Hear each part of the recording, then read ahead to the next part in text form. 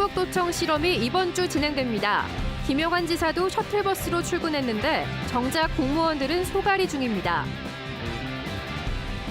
민선 8기 들어 청주 역점 사업이 줄줄이 보류됐습니다. 이번엔 청주 읍성 보건 사업이 멈췄습니다.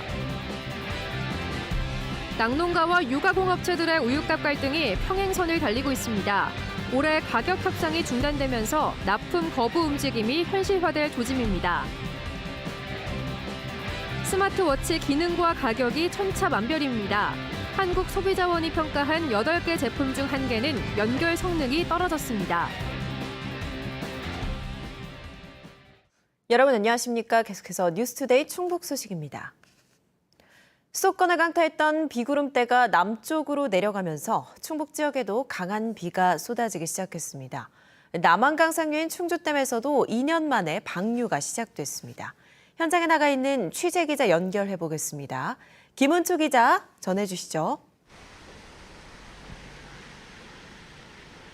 네, 저는 지금 충주댐 앞에 나와 있습니다. 수도권에 많은 비를 뿌린 비구름대가 남쪽으로 내려오면서 이곳에는 밤사이 빗줄기가 굵어졌습니다. 현재 이곳 충주를 비롯해 진천, 제천, 음성 등 4개 시군에 호우주의보가 내려졌고 호우 예비특보가 내려졌던 단양은 비구름대가 늦게 남하하면서 발효가 늦춰졌습니다. 제 뒤로 보시는 충주댐은 홍수기 제한수위 138m에 임박하는 수준으로 물이 계속 차오르고 있습니다. 오전 6시 반을 기준으로 어제부터 내린 비의 양은 단양 영춘 69mm, 제천 백운 64.5mm, 충주 엄정 41.5mm 등을 기록했습니다. 수자원공사는 어제 저녁부터 충주댐 26개를 모두 열고 초당 1,500톤의 물을 방류하고 있습니다. 충주댐 수문 개방은 2년 만입니다. 밤사이 비와 함께 천둥과 번개가 치기도 했는데요. 충북 지역은 오전까지 점차 비가 강하게 내릴 걸로 보입니다. 또 내일 새벽과 밤에도 강한 비가 예보된 데다 충북 전역에 산사태 위기경보가 주의 단계로 발령돼 있어 피해가 우려되고 있습니다. 지금까지 충주댐에서 MBC 뉴스 김은초입니다. 김영환 충북지사가 공언한 대로 닷새간의 차 없는 충북도청 실험이 시작됐습니다. 도청을 문화와 휴식 공간으로 만들겠다며 공무원 대부분을 청사 내에 주차하지 못하게 한 건데요. 시범 운영 기간 동안 불편함을 감수해야 하는 직원들은 지사의 바람과는 달리 그 필요성에 공감하지 못하는 모습입니다. 정재영 기자입니다. 차 없는 도청 첫날, 셔틀버스를 타고 온 공무원들이 차례로 내립니다. 출퇴근을 돕기 위해 충청북도가 임시로 추가 투입한 무료 운송수단입니다. 관용차를 이용하던 김영환 지사도 이 버스를 타고 출근했습니다.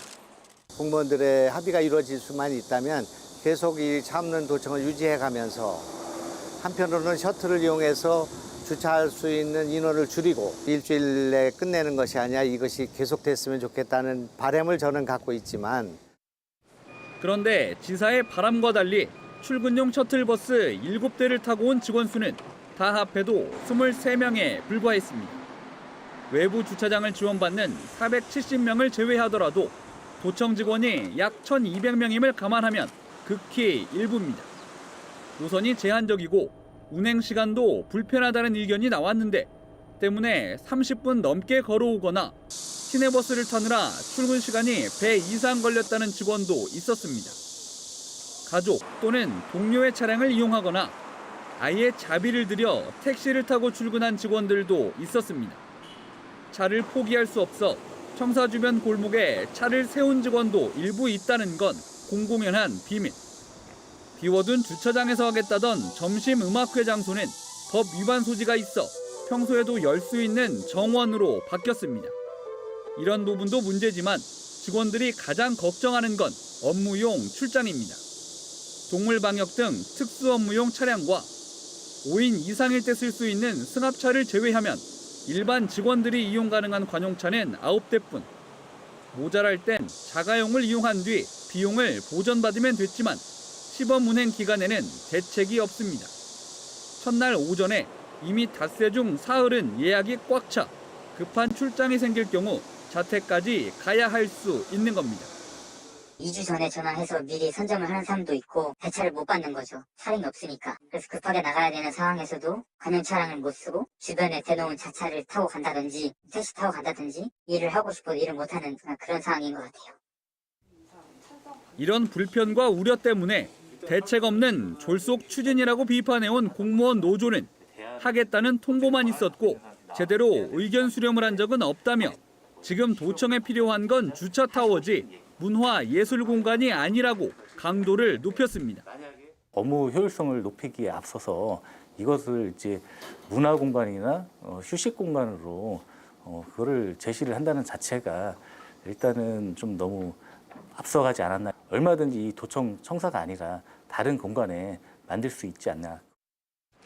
비판의 중심에 선 김영환 지사는 직원들을 힘들게 한 건 아닌가 걱정된다면서도 일방적이라는 지적에 대해 취임 초기부터 전 직원에게 공론화했고 노조와도 각종 회의에서 충분히 논의했다며 반박했습니다. 또 직원이 동의하지 않으면 추진하지 않겠다고 하면서도 이 문제는 도민 여론을 직접 들어볼 필요도 있다고 덧붙여 여론조사를 통해 추가 시행을 관철시킬 가능성까지 동시에 내비쳤습니다. MBC 뉴스 정재영입니다. 원점 재검토 중인 청주시 신청사 건립과 우암산 둘레길, 원도심 고도 제한 등에 이어 청주중앙공원을 중심으로 옛 읍성을 복원하겠다던 900억 원 규모의 역사공원 사업도 민선 8기 청주시가 추진 보류를 결정했습니다. 막대한 예산 집행에 신중하자는 취지인데 이 결정 때문에 다른 한편에서 만만치 않은 세금 지출을 감수해야 한다고 합니다. 심춘만 기자가 취재했습니다. 고려 관아의 부속 누정인 망선루와 조선시대 관청인 청년각, 임진왜란 청주성 탈환을 기념한 조원 전장 기적비와 충청도 병마 절도사 영문까지 청주중앙공원을 중심으로 남아있는 옛 청주 읍성의 흔적입니다. 이들 문화재 사이를 가로막은 청주시 임시청사는 물론 KT와 우체국 청사 등 현대 건물을 밀고 4만 1,000제곱미터 옛 읍성터를 원형 가까이 복원하자는 게 청주시의 중앙역사공원 사업입니다. 사업비만 100% 청주시 예산으로 911억 원, 2020년 이미 정부 투자 심사까지 마친 상태입니다. 산적 가치도 좀 높다. 그렇게 판단되고 또 이제 도시의 녹지가 좀 옛날 구도심과는 녹지가 좀 부족한 편입니다. 그래서 그 녹지를 더 많이 확보하는 차원에서. 그런데 첫 건물 매입을 앞두고 청주시가 추진 보류를 결정했습니다. 300억 원이면 KT 건물 하나 매입할 줄 알았는데 실제 감정가는 무려 450억 원.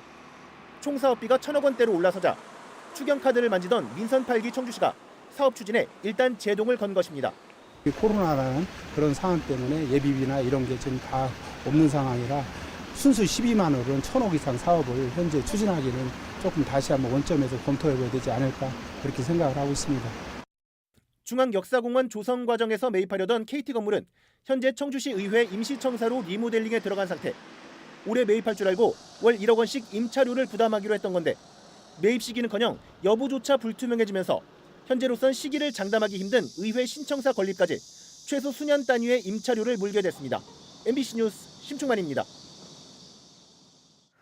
우유 원유 가격 산정 방식을 둘러싼 정부와 낙농업자들의 갈등 속에 원유 가격 협상이 무기한 중단되고 있는데요.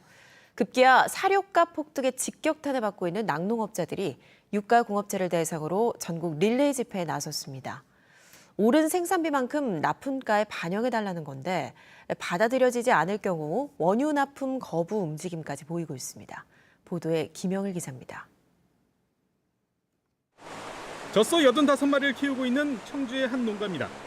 올해 들어 수입산 건초를 비롯한 각종 사료 가격이 40%나 급등해 한 달 사료값만 지난해보다 1,000만 원 정도 더 들어갑니다.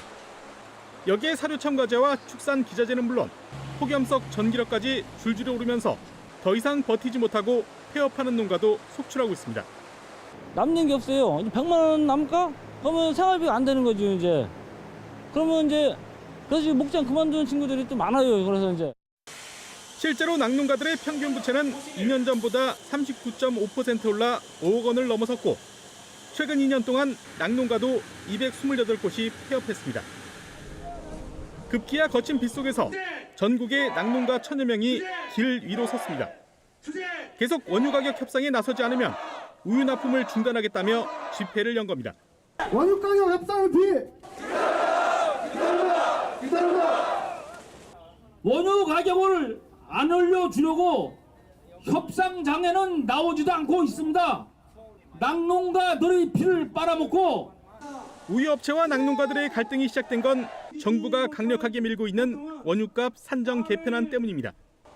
그동안 유제품을 만드는 가공유와 흰우유를 같은 값으로 납품해왔는데 앞으로는 용도에 따라 가격을 다르게 매기는 차등 가격제를 도입하겠다는 겁니다. 낙농가들의 반발 속에 차등 가격제 논의는 중단된 상태지만 이번엔 원유 가격 협상에 미온적인 유가공업체들의 대응이 불을 질렀습니다. 이미 농가들은 1년 전부터 올라간 생산비를 감수하면서 생산을 했고 생산비 이하로 납품을 하라는 얘기인데 할 수가 없죠. 낙농가들은 오는 12일까지 유가공업체를 대상으로 집회를 열고 그래도 협상이 미뤄지면 원유 공급 거부도 불사한다는 방침이어서 결국 피해는 소비자가 입는 것 아니냐는 우려가 커지고 있습니다. MBC 뉴스 김영일입니다. 유연탄 가격 폭등으로 시멘트 업계가 올 들어 두 번째 시멘트 가격 인상을 추진하면서 레미콘 건설업계가 반발하고 있습니다. 한일시멘트가 오는 9월부터 톤당 시멘트 가격을 92,200원에서 106,000원으로 15% 인상할 계획을 각 레미콘사에게 전달했고 삼표시멘트도 11% 인상 계획을 밝혔습니다. 시멘트업계 가격 인상은 지난 2월 15에서 18% 인상에 이어 두 번째입니다. 건설업계와 레미콘사 등은 투명한 원가 상승 요인을 요구하며 공동 대응하기로 하는 등 반발 분위기가 확산하고 있습니다.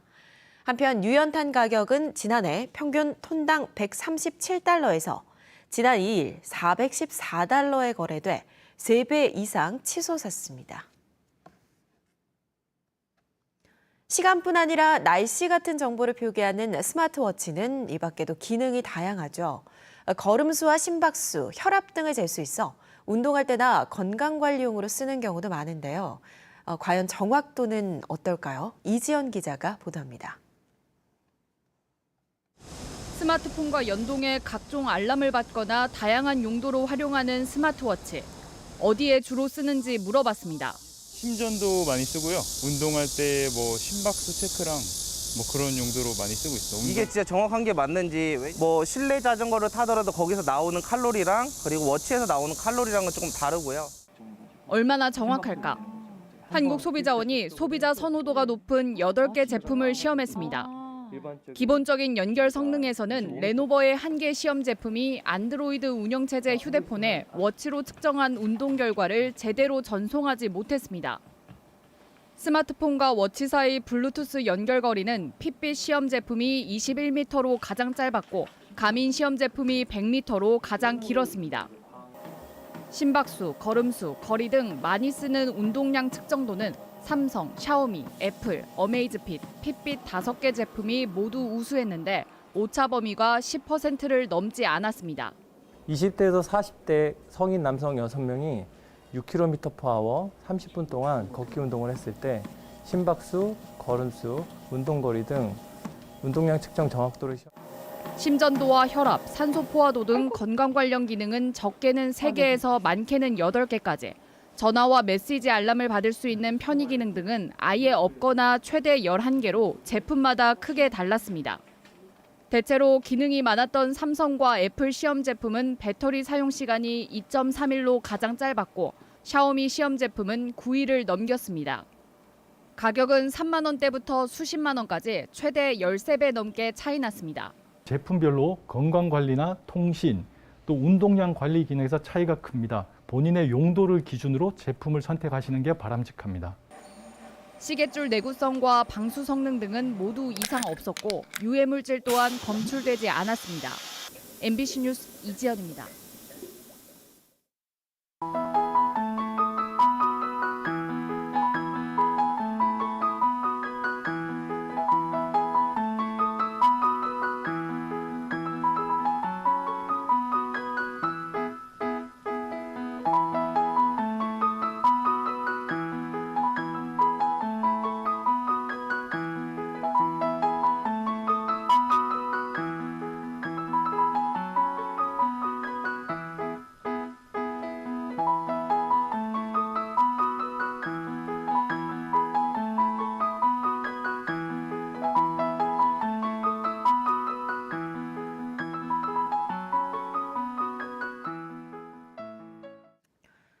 충청권 광역철도망 사전 타당성 조사 결과가 오는 10월경에 발표될 것으로 예상되면서 청주 도심 통과 노선 반영 여부에 관심이 쏠리고 있습니다. 이범석 청주시장은 지난주 국토교통부를 방문한 자리에서 광역철도망 사전 타당성 조사는 오는 10월경 가시화되며 청주 도심 노선 통과는 긍정적으로 관심을 갖고 지켜보고 있다는 강희엽 철도국장의 발언을 공개하며 청신호가 켜졌다고 밝혔습니다.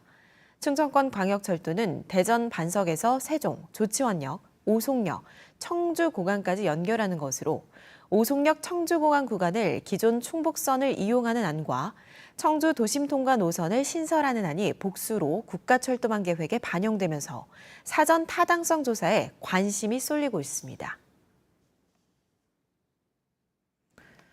불교 정화 운동의 산 증인인 월탄 대종사 연결 답의식이 어제 조계종 단양 대홍사에서 신도 1,500여 명이 참석한 가운데 열렸습니다.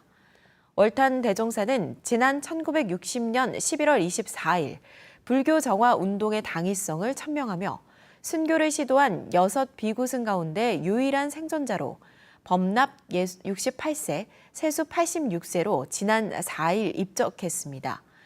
월탄 대종사가 중심에 있었던 외색 불교의 잔재를 청산하고 한국 불교의 정통성을 복원하려던 불교 정화 운동은 결혼을 하지 않는 비구승 중심의 조계종이 출범하는 토대가 됐습니다.